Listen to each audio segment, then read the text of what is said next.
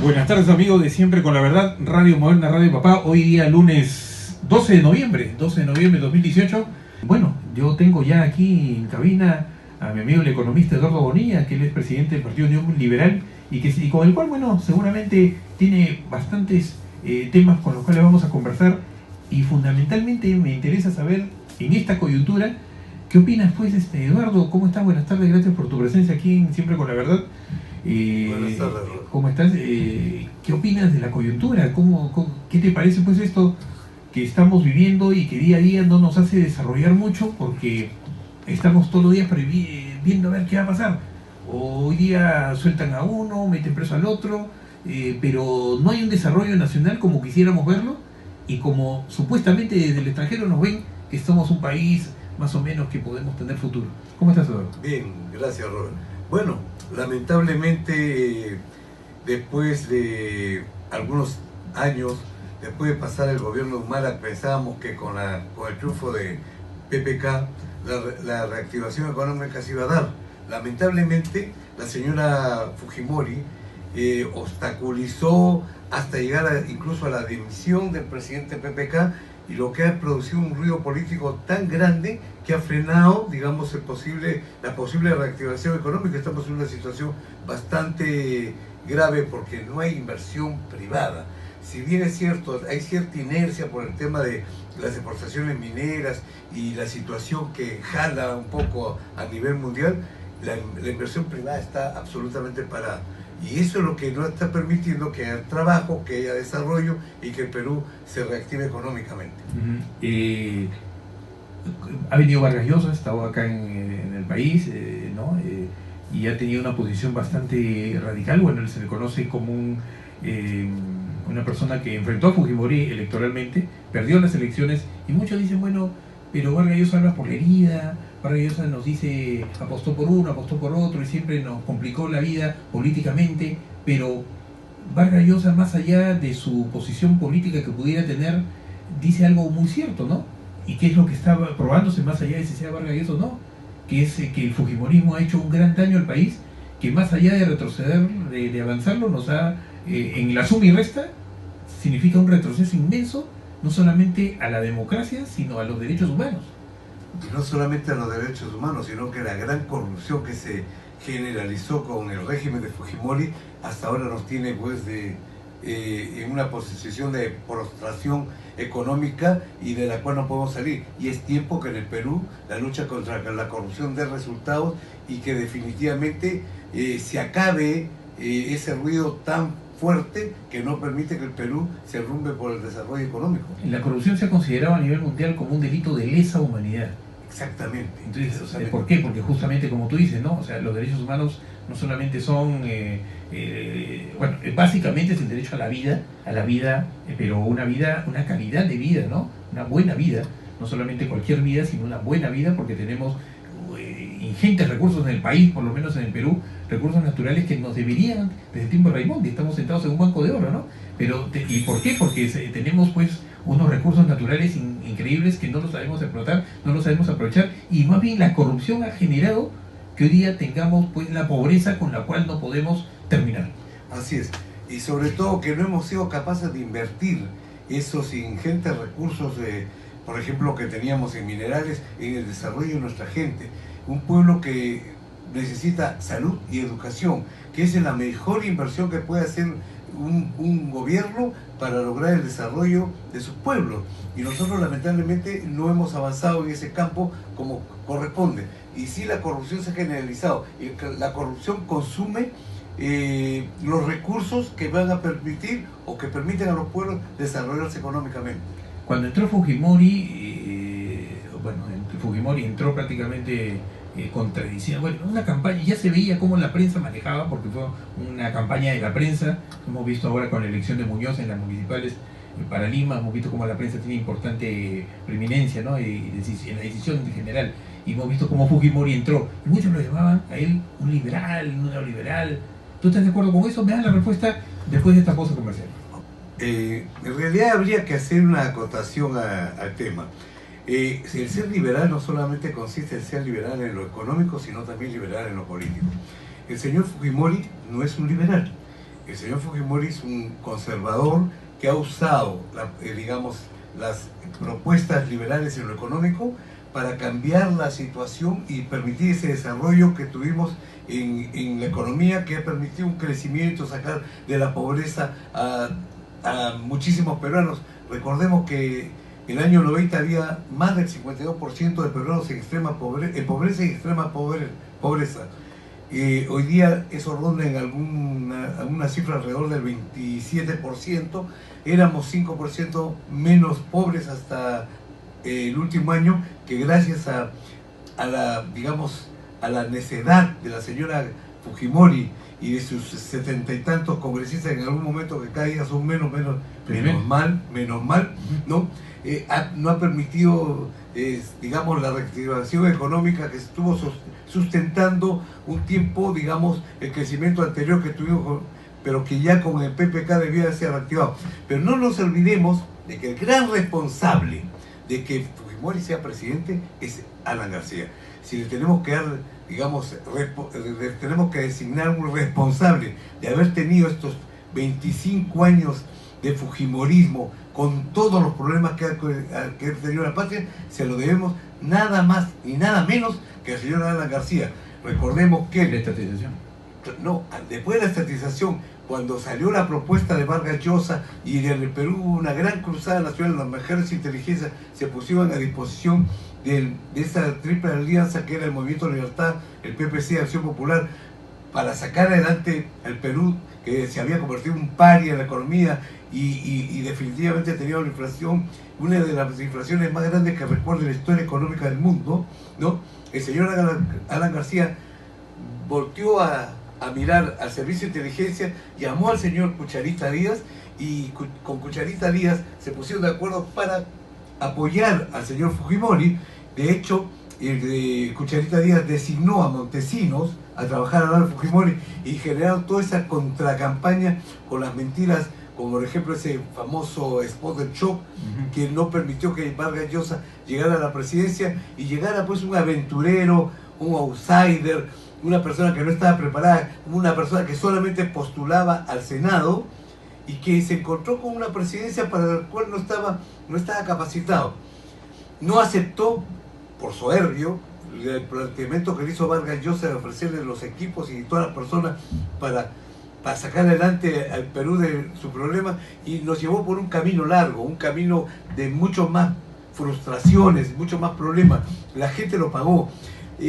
Cuando sale el señor Hurtado Miller a anunciar el famoso shock, del cual había sido negado y había dicho Fujimori que no iba a haber shock, solamente les voy a poner un dato. Salió el señor Hurtado Miller a decir que el pan iba a costar 40 centavos. Recordemos que después estaba en 30, 25, 20 y hasta en 15 y quiero menos. Y se vendía en todas las esquinas de Lima porque era una de las pocas cosas que sí se movía, la gente tenía que alimentarse. Pero ¿qué cosa demuestra? Que el señor Hurtado Miller ni siquiera se preocupó de sacar bien las cuentas y saber cuál era el precio internacional y el precio que iba a salir. Y salió a proponer una cifra gruesa que generó caos y paralización en nuestra economía. ¿Por qué? Porque el señor Fujimori y el señor Hurtado Miller, que además no era economista sino ingeniero, no estaban preparados para llevar a cabo el ajuste que se necesitaba para poner a nuestra economía en equilibrio. Todo ese tipo de situaciones son las que han ido primando durante los 10 años que duró el Fujimorismo, además de una serie de barrabasadas como tratar de perennizarse en el gobierno, porque después se les antojó que era un proyecto de 20 años, vinieron el golpe, que si bien es cierto lo apoyó mucha gente porque había un rechazo al APRA finalmente, ¿no? Y era, a los partidos en general. A los partidos en general, al APRA en particular, sí, porque era el gran causante, ¿no? El gran responsable de todo. Entonces la gente, digamos, apoyó el golpe de Estado de Fujimori, que no era una cosa lógica. El gran defensor de la Constitución y las leyes fue Vargas Llosa, y eso hizo que el servicio de inteligencia lavara el cerebro de muchísimas peruanas, porque hasta hoy día se sigue repitiendo lo que el señor Montesinos, a través de sus medios de comunicación controlados y comprados, dejó de entrever respecto a Vargas Llosa. Al final, después de 25 años, podemos decir que Vargas Llosa, si bien es cierto, al parecer podía haber ser un resentimiento porque perdió las elecciones.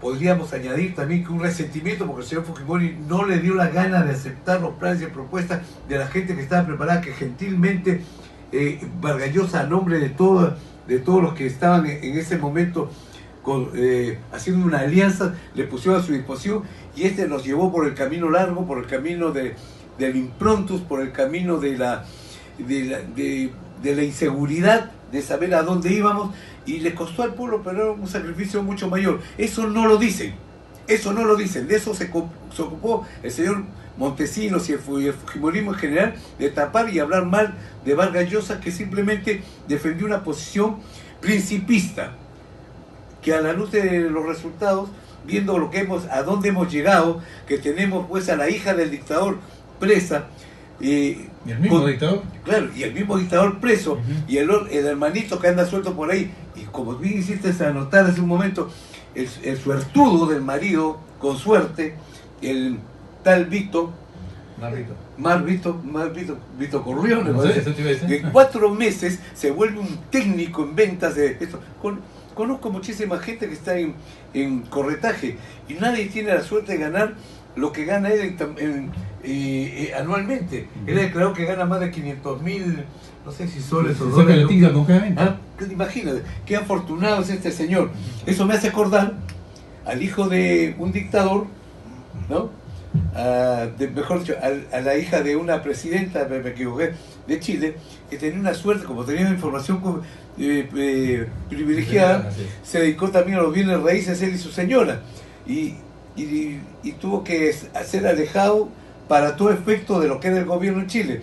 Ya sabemos pues que estos privilegios que te da estar cerca del poder, lo único que hace es enriquecer a los corruptos. Y los corruptos no solamente son de derecha, como dicen por ahí, también son de izquierda, porque hay corruptos por la derecha y hay corruptos por la izquierda. Por la izquierda, hasta Maduro.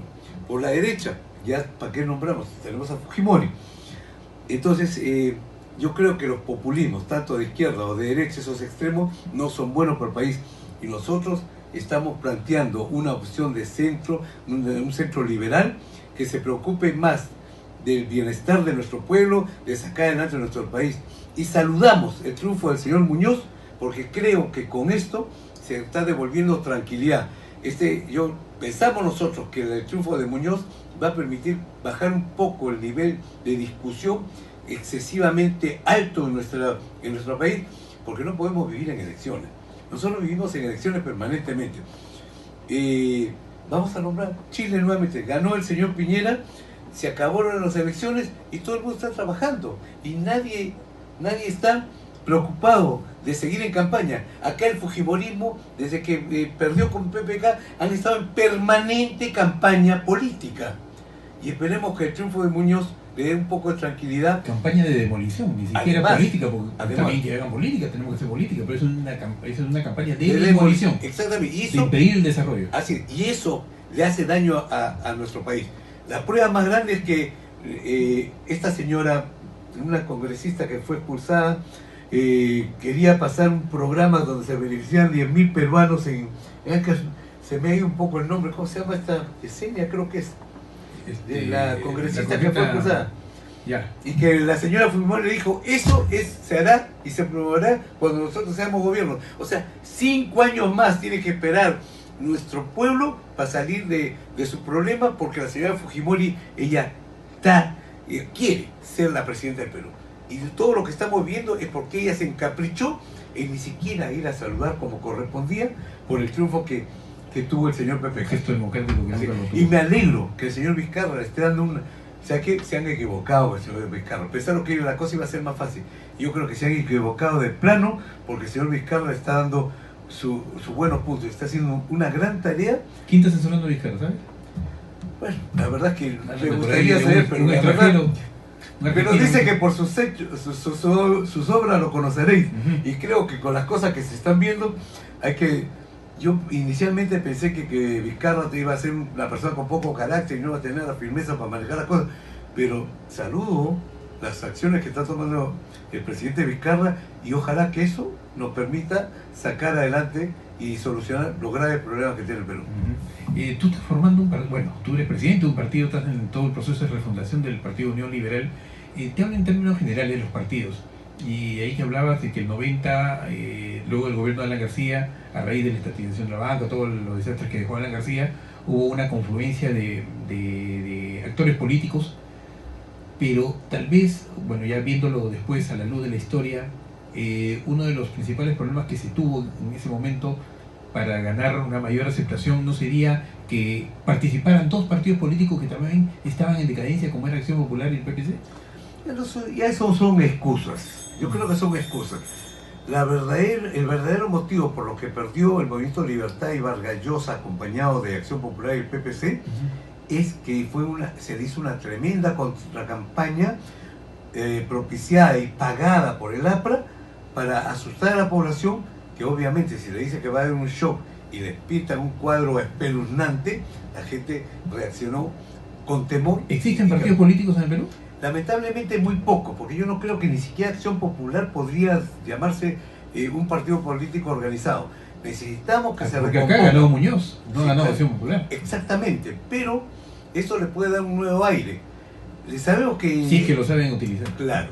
Ahora, esperemos que el señor Muñoz se dedique a la alcaldía de Lima, que serios problemas tenemos en la ciudad de Lima por causa del abandono y las cosas que ha hecho el señor Castañeda, que tiene una habilidad para venderse como bueno, pero la verdad sabemos que su alcaldía es absolutamente deficitaria e incompetente. Si no, la prueba de ello es que el tráfico horroroso que tenemos en la ciudad de Lima, que cada día hace imposible siquiera salir en determinadas horas a circular.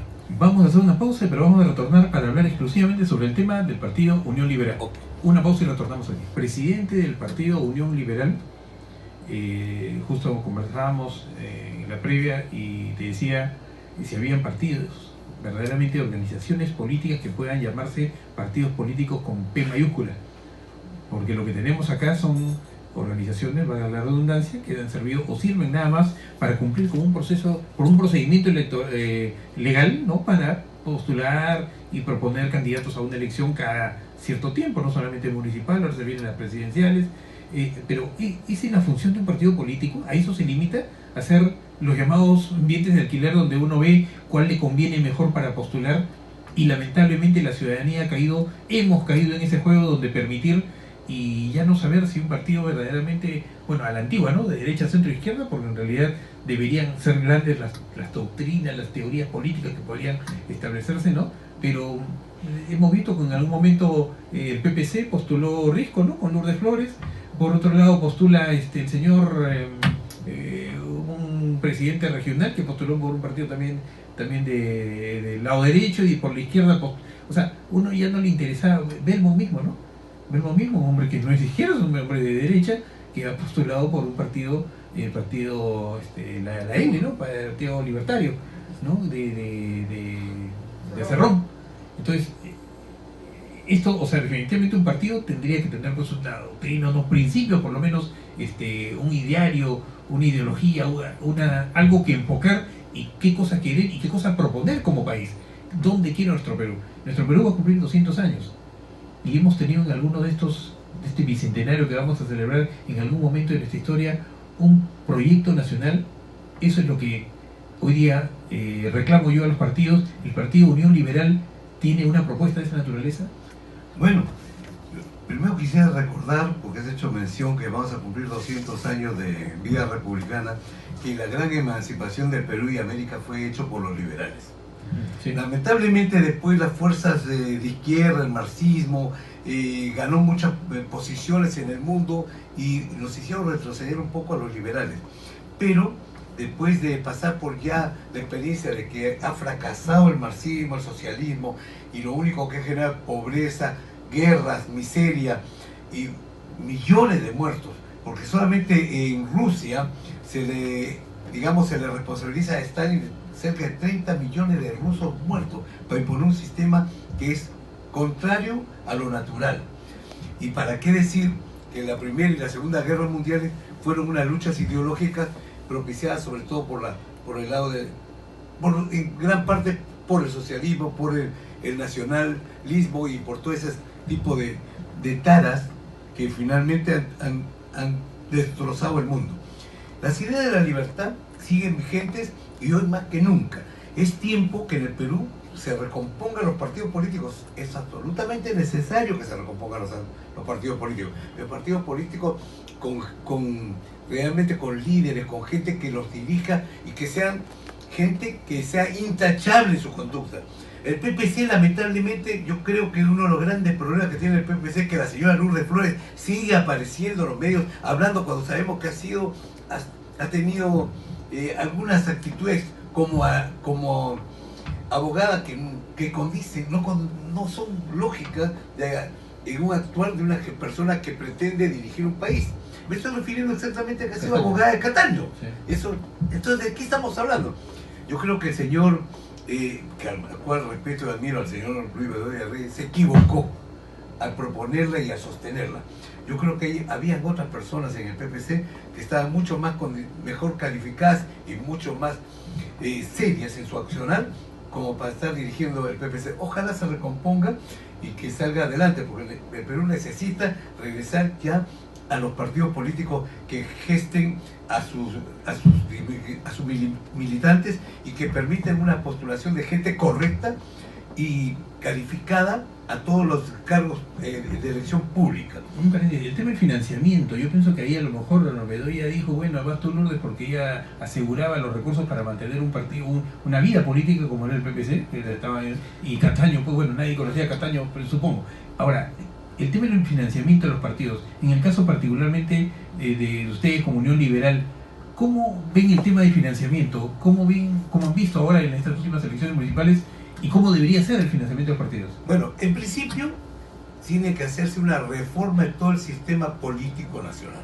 No es posible que existan 22 privilegiados que se las ingenian para tener 2.300.000 firmas para que la OMP les valide 700.000 y que puedan postular. En Chile, por ejemplo, para ser candidato a la presidencia de Chile necesitas 30.000 firmas. En Uruguay es el 1.5 de la población electoral, que estamos hablando que debe ser aproximadamente 1.500.000, 1.700.000. Entonces estás hablando de 25.000 firmas. Costa Rica, Panamá, todos los países. Solamente aquí en el Perú, como habían tantos y tantos partidos políticos, todos trafiados, porque ya sabemos de la fábrica de firmas, y donde la gente te cobran $2 a $3 por firma. Si necesitas 700.000 varias, estás hablando de 2 millones y medio. Ahí es donde comienza la corrupción, porque si tú tienes que financiar todo ese tipo de costos, no estás proponiendo ideas, sino estás manejando un tema económico. Tú inviertes 2 millones, 3 millones, ¿por qué? Porque vas a recuperar el resto. Es como se está haciendo. Acá hay gente que tiene universidades, que tienen muchísimos recursos, tienen todos sus partidos. ¿Pero qué proponen? Si hasta se falsifican los títulos. Entonces, ¿de qué estamos hablando? Es necesario hacer un reordenamiento político y pedir pues 30.000 firmas y nada más. No necesitan más. Porque finalmente el que va a votar por un candidato va a ser el que va a premiar las propuestas y la actitud y el comportamiento ciudadano de ese candidato. Y no que hoy día estamos votando por cualquier persona que, la verdad, tenemos candidatos a las alcaldías que cuestionados por asesinato, que se levantan esto, que hablan con los juececitos del Callao, que hablan con Chávez, ¿qué cosa es esto? ¿De qué cosa estamos hablando? Nuestro no Vargas Llosa, sino González Prada dijo ya hace mucho tiempo, donde tú pones el dedo salta la voz, y eso se tiene que acabar. Tenemos que cambiar el Perú a ser un país mucho más decente y más correcto.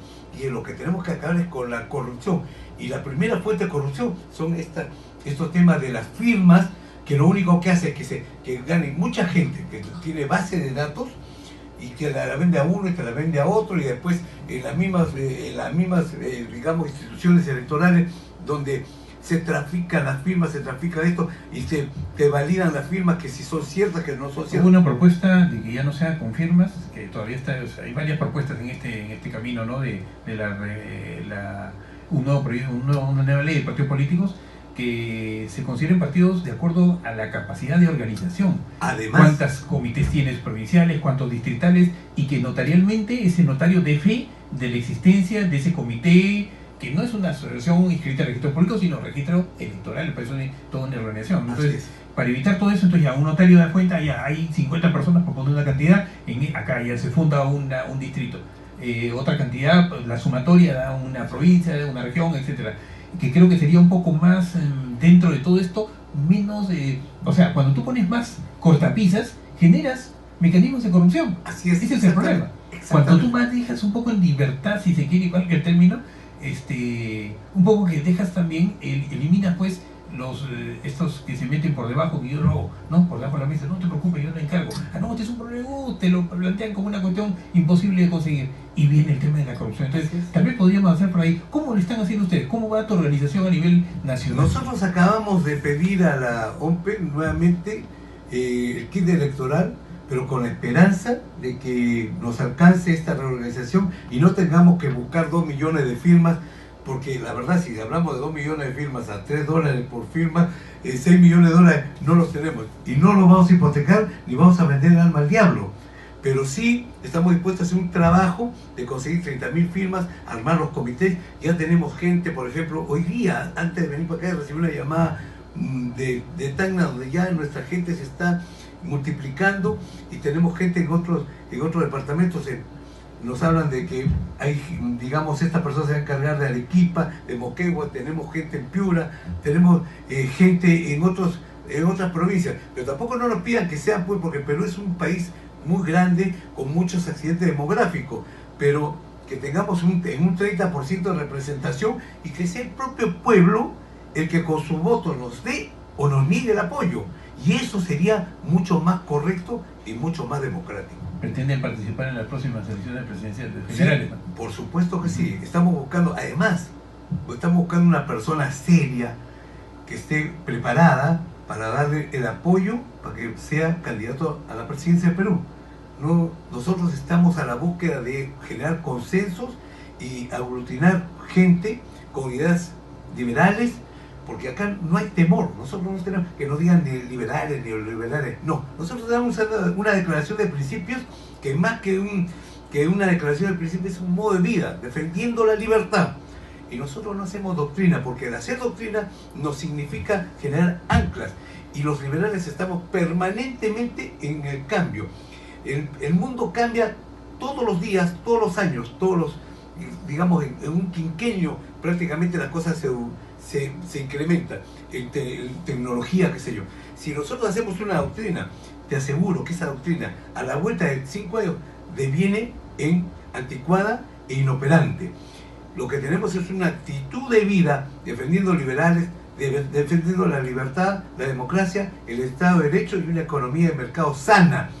Porque no se trata de negociar como se negocia acá, porque acá se habla de economía de mercado, pero acá lo que tenemos son empresarios mercantilistas que buscan hacer negocios por lo bajo de la mesa con el gobierno, que es el principal comprador. Y eso tenemos que acabarlo. Nosotros estamos, sinceramente, yo prefiero bajar los impuestos y devolverle dinero a la gente para que empresarios privados hagan pistas, carreteras, qué sé yo, y entonces con ese dinero, que en vez de dárselo al Estado, que el 60% se pierde en corrupción, directamente se paguen los servicios que nuestra ciudadanía requiere.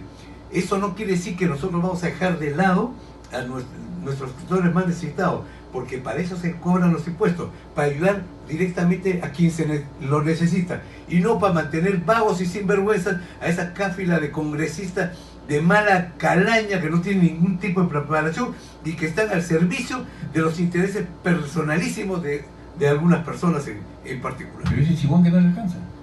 Pobrecita, ¿no? Habrá que hacerle una apoyada por semana. Pues, por lo menos, ¿no? Yo no sé, pues, es que mira digamos, ya la altanería de esta señora, decir que no le alcanza 15.000 soles. Es un platal. ¿Cuántos peruanos ganan 15.000 soles al mes?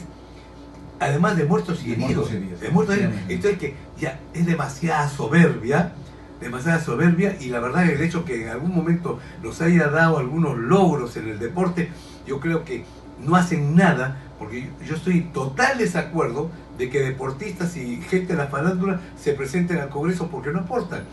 De hecho... Zapatero su zapato, ¿no? Así es. De hecho, quiso el señor, le digo Pilmé, Renzo Reyardo, Pigmeo, porque tiene la nariz más grande que Pigmeo. Bueno, no quise invitar al famoso Hard, el chico de la tele, y generó tal rechazo que lo tuvo que retirar. Lo mismo debe retirar a deportistas, que lamentablemente, por ejemplo, el caso de Teófilo Cubillas, que yo lo admiraba como futbolista, yo soy hincha de la Alianza Lima, desde niño. Sí, aunque qué pena. Qué pena, Bueno, pero seguimos. por lo menos se nos gusta el mismo deporte, ¿ya? Pero yo lamentablemente tengo que decir que me siento totalmente defraudado por las últimas conductas que ha tenido, estando negociando con los cuellos, que no sé qué. Yo no soy quien para acusarlo, pero hay ciertos indicios de que el hombre está negociando favores judiciales. Y es una lástima que... Falta de principios, más Así. allá de donde sea. Vamos a hacer una pausa y retornamos justamente con el tema de los principios en la Constitución, que es lo que quiero hablar a propósito del referéndum. Una pausa y retornamos aquí en Siempre con la Verdad. ¿Cómo ves tú el tema del referéndum, estimado? Bueno, siempre es importante consultar a la ciudadanía sobre las cosas que le van a afectar y las cosas que deben manejarse, y no hacerlo a espaldas, como se ha hecho generalmente, a la espalda de los electores. O sea, siempre un referéndum, bueno, la verdad que todavía no tengo una posición definida porque no puedo hablarte yo en forma personal, nosotros somos un grupo. Como la Unión Liberal estamos en evaluación del tema y todavía... ¿Van a tomar partido por alguna pregunta, por lo menos? Pero por supuesto que sí. Ya. Pero en este momento no podría adelantarte cuál es la posición porque todavía no hemos terminado de definir. Sin embargo, saludamos este referéndum porque consideramos que es una buena forma de que la ciudadanía se manifieste. Pero algo bastante sui generis es que los partidos políticos, que por lo menos los 22, 23 que tienen inscripción, tienen solo hasta el 30 de noviembre para tomar partido por alguno de los temas, a favor o en contra, y mayoritariamente no lo hacen.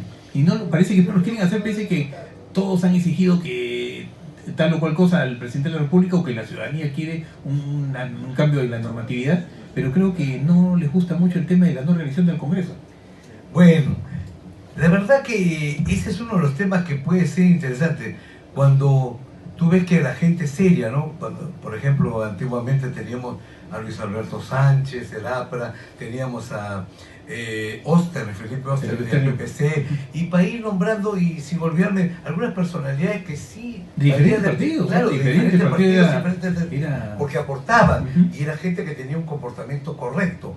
Pero si pensamos que vamos a reelegir y como lo hacen porque manipulan todo, a Becerril, a la Luz Salgado, que ya nos tiene hasta la coronilla, la mujer aparece en todas las fotos negativas y quiere seguir reeligiendo. Y tenemos a la Bartra y a la Chihuahua que no le alcanza. Entonces, ¿a quién vamos a reelegir? Entonces, el problema de prohibir, porque no queremos que esta gentuza que no está calificada no llegue nuevamente al Congreso, podemos también perder gente de calidad que podría, por ejemplo, podríamos estar pensando que Juan Cheput podría estar haciendo un trabajo en el Parlamento, a pesar que no coincida totalmente con su idea, pero creo que prestigia el trabajo parlamentario. Pero en realidad en este momento son contados con los dedos aquellas personas que están... De una mano. Sí, de repente. De una mano. Y de repente nos sobran dedos. No, pero así. Entonces, ese es el problema. Entonces, es como que para evitar que hayan tantos partidos, sin embargo hubieron 22, se piden 700.000 firmas, pero que son 3 por 1, o sea 2 millones. ¿Y qué hemos ganado? Finalmente son los partidos, hay 22 partidos inscritos que no representan a nadie, que no tienen ni 0.3% de votación, como hemos visto en las últimas elecciones. Si el fujimorismo no ha llegado al 2% en la elección municipal. Entonces, ¿de qué, digamos, representatividad estamos hablando? Se urge hacer una reforma y ese es el punto que el nosotros... tema de la representación es vital, fundamental acá. Y el tema de la reelección, bueno, habría que... Yo creo que hay que instalar ya el sistema de la renovación por tercios, ¿no? Porque así, al que no funciona, pues no lo tenemos que soportar 5 años. Lo sacamos en 1 año y medio, Hay varias reformas que están ahí pendientes, claro, que se hablan de años, pero ¿no? que ellos no lo quieren hacer. Ajá. Mientras la señora Luz Salgado se pasa la vida defendiendo lo indefendible y no aporta nada en lo que es la política nacional. Y además lo hemos visto pues negociando con el señor Montesinos en el servicio de inteligencia, en la salita del CIN. Pero sin embargo la señora es una de las personas más representativas del fujimorismo en este parlamento. Ese es el problema. ¿Y cómo ves felizmente, bueno, han salido, no tengo ahorita la noticia por acá, de los peruanos que están, o de los de los ciudadanos en un país que están saliendo fuera. El Perú ha retrocedido bastante. Antes un montón de peruanos emigraban, ¿no?, fuera de acá. Ahora ya estamos recibiendo. ¿Cómo? No sé si tengas contacto, a lo mejor tienes comités en el extranjero. Bueno, nosotros estamos conversando con muchos peruanos que viven tanto en Los Ángeles, en Miami, en ¿Esos Madrid. peruanos cómo nos ven? ¿Cómo, o sea, cuál es? ¿Hay una posición? Bueno, se habló siempre del quinto suyo, ¿no? De una representación del extranjero, que es también algo que hasta ahora no se plasma. Claro, son esos peruanos que tuvieron que emigrar porque lamentablemente en nuestro país no se dan las condiciones para su desarrollo. Menos mal que esto se atenuó y como bien has dicho, ahora tenemos pues migración de gente de otros sitios que están en peor situación. Estamos hablando de nuestros hermanos venezolanos, que no siempre es bien recibidos por todo el mundo porque hay una campaña contra ellos, pero lamentablemente hay que entender que también en algún momento muchísimos peruanos fueron a Venezuela y fuimos acogidos. Se trata un poco de humanidad. Pero ya este tema pasa ya porque la solución no pasa por evitar que pasen los venezolanos o vengan acá, sino porque los organismos supranacionales funcionen como corresponda. No podemos permitir que haya un monigote como el señor Maduro manejando un país, ¿ya? Ese señor ya debía ser de algún lado puesto como un paria, que creo que ya de algún modo ya lo es, pero por tomar algunas medidas mucho más radicales para permitir que regrese la democracia a Venezuela y evitemos esta salida. Son más de 3 millones de venezolanos que han salido en los últimos 3 años hacia afuera de su país. Eso es inconcebible, eso no puede ser. Bueno, ya nos faltan pocos minutos para culminar con esta edición y no quiero terminar de conversar contigo sin hablar de una nueva constitución. Hablábamos del referéndum ya está convocado para el 9. ¿Será suficiente con el referéndum para que las aguas, primero, políticas se calmen? 2, para darle una orientación hacia un futuro distinto de lo que estamos viendo hoy día como país. ¿No crees necesario una constitución diferente? Bueno, ya no vamos a retroceder como muchos quieren al 79, 78, ¿no? Sino que queremos algo mejor. Y creo que lamentablemente las constituciones que hemos tenido en el Perú son muy reglamentaristas. A lo mejor necesitamos una constitución muy amplia, muy genérica, muy principista, ¿no es cierto? Y que nos permita, sea quien sea el que tome el poder, llevarnos por ese mismo rumbo donde estábamos hablando de la ausencia del proyecto nacional, sea por el rumbo correcto, sea quien sea, repito, el que entre al gobierno. Las constituciones per se no decretan el crecimiento, el desarrollo de un país. Pero la Constitución del año 93, hablando claro, es una Constitución que recoge las ideas de una economía de mercado que ha permitido al país crecer económicamente, bajar del 52% de pobreza que teníamos a 27%, que podría ser menos si no hubiésemos tenido estos 2 últimos años donde dice que 5%... ¿Pero solo limitamos al tema de mercado? Lo que pasa es que el contrabando de la gente que quiere regresar a la Constitución del 79 pasa por regresar a ese tipo de controles para hacer de nuestro país un país nuevamente empresario, un país con todo tipo de esos vicios y cerrar el paso a la inversión privada. Eso no puede regresar y eso es una etapa que hemos superado. Lo que sí, la Constitución puede ser perfectible, mejorable, punto por punto, pero no necesitamos cambiar la Constitución. Y aquellos que están preconizando un regreso a la del 79 son gente que tiene una mentalidad taciturna, trasnochada, y como la gente de izquierda, Verónica Mendoza, esto que quiere regresar a una Constitución. Suficiente las reformas que habrían con el referéndum. Suficiente. Y esas por lo pronto. Y sobre todo que si digamos, el Congreso tuviera gente correcta, que estuviera preocupándose de mejorar las cosas y no defender a la señora Fujimori, porque ahí estos 62 congresistas que tiene siguen todo exactamente, o el señor Tubino, que ya la verdad da vergüenza. Yo no entiendo cómo pudo haber llegado a un alto cargo en la Marina Guerra del Perú. Pero ese hombre ninguna batalla ganó, bueno, felizmente, porque no hubieron, ¿no? Porque si no la habríamos perdido. Seguro. ¿Qué es diferente de nuestro gran héroe Miguel Grau, ¿no? Yo creo que si Grau se resucitara, se moriría de verlo a este señor hablando tonterías. De vergüenza de que tiene un escaño en el pleno del Congreso, tener otro imagínate, colega, entre comillas. Así es.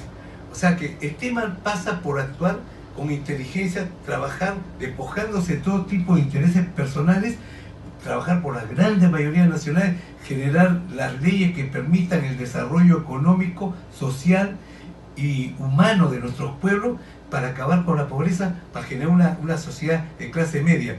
Ha habido una noticia que recién salió hace poco, que ya más del 50% de la población del mundo pertenece a la clase media. Nosotros debemos fijarnos esa meta. Y como lo dijimos no ahora, lo hemos dicho hace 20, 30 años, lo que tenemos que generar una gran clase media. Y una clase media es por la educación, por la salud que tiene, por los servicios con que cuenta. Y eso es lo que tiene que preocuparse el Estado, de generar la sobreinfraestructura para que nuestra población pase a ser mayoritariamente gente de clase media. Ya para terminar, no puedo dejar de preguntarte, tú me dices que están buscando un candidato presidencial en la Unión Liberal, ¿no serás tú? Mira, sería bien ridículo, porque a mí me causa mucha gracia cuando aparece un fulanito y tal, y dice, yo me lanzo de presidente. El presidente de la República tiene que ser una persona que haya demostrado con hechos y con acciones su preparación y su capacidad para gobernar. Y lo que debe hacerse es que la ciudadanía lo lance. Cuando aparece pues un payaso que dice, voten por mí, yo para presidente del 2022, o sea que la verdad me genera risa, porque es lo más ridículo. O sea, se forman partidos o en virtud de, no de líderes, pequeños caudillos que porque por ahí logran ganarse unos reales, creen que ya pueden ser candidatos a la presidencia, cuando el ser presidente de un país conlleva muchísimo. Sale Guzmán, forma su partido, sale Acuña, forma su partido, el otro señor Pepe Luna forma, o sea, son ya personas pues que está mal de la cabeza. Por citar algunos, ¿no? Porque bueno, también te puedo nombrar a Kiko Fujimori, también te puedo nombrar que no le ganaba a nadie. Humala, así, no sé, Humala, están hablando de derecha. Antauro, una persona que ha matado a un policía, a gente que vestía nuestro uniforme. Entonces, si no hay respeto, por eso que ahora estamos viendo, por ejemplo, en Puno y en Cusco, dos acciones de ciudadanos que arrastran a los policías con sus carros. Sí, es que si no hay respeto a la autoridad, estamos en un país que la anarquía es total. Y también el respeto a la autoridad, porque mira, estamos viendo cómo policía Becerra, creo que es el general de la policía, y prácticamente líder de una banda de tráfico los líderes, cabecilla de una banda de traficantes de menores. Eso es inaudito, no sé cómo pudo haber llegado hasta general. La autoridad máxima de la Policía Nacional. Así es. Bueno, estamos terminando, estimado Eduardo Bonilla, presidente del Partido Unión Liberal, muchas gracias por tenerte aquí. Ojalá pronto conversemos respecto de la inscripción, seguramente del partido en la OMPE, y continuar conversando sobre todos estos temas que hacen muy bien a la información que requiere el ciudadano, porque si no participamos y no conocemos de política, vamos a seguir permitiendo que todas esas sabandijas sigan como autoridad. Muchas gracias y hasta la próxima. Gracias a ti, Roberto.